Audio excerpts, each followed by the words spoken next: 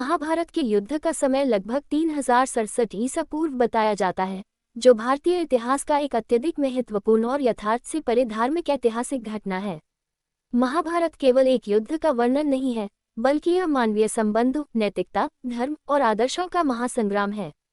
इस महाकाव्य में कई महान योद्धा और पौराणिक व्यक्तित्व शामिल हैं, जिनकी उम्र और जीवन के बारे में पौराणिक कथाएं बहुत ही दिलचस्प हैं।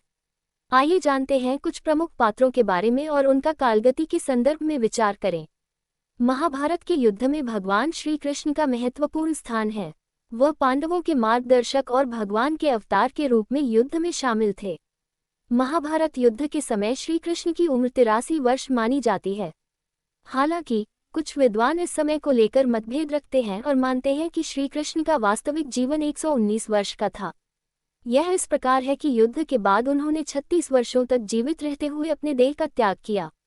यदि इसे माना जाए तो उनकी आयु युद्ध के दौरान 83 वर्ष और उनके बाद 119 वर्ष तक बढ़ी थी।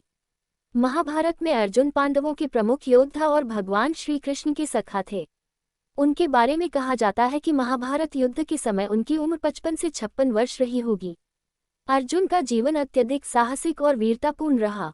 उनका प्रशिक्षण और युद्ध कौशल अद्वितीय था।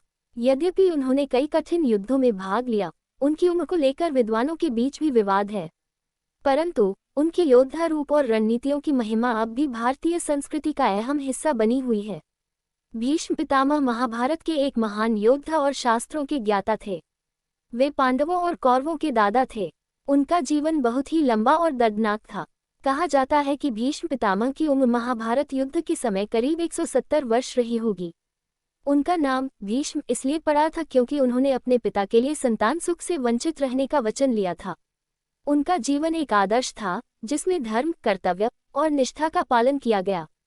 भीष्म पितामह की मृत्यु भी एक विशेष घटना थी, क्योंकि उन्होंने अपने शरीर की इच्छानुसार त्याग किया था, जो उनकी दिव्यता और पौराणिक शक्तियों का प्रतीक है।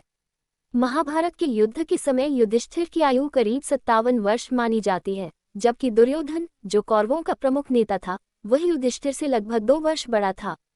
अन्य पात्रों की आयु का भी अंदाजा इसी प्रकार लगाया जा सकता है, जैसे भीम, नकुल, सहदेव और कर्ण की आयु भी करीब 50 से 60 वर्ष रही होगी।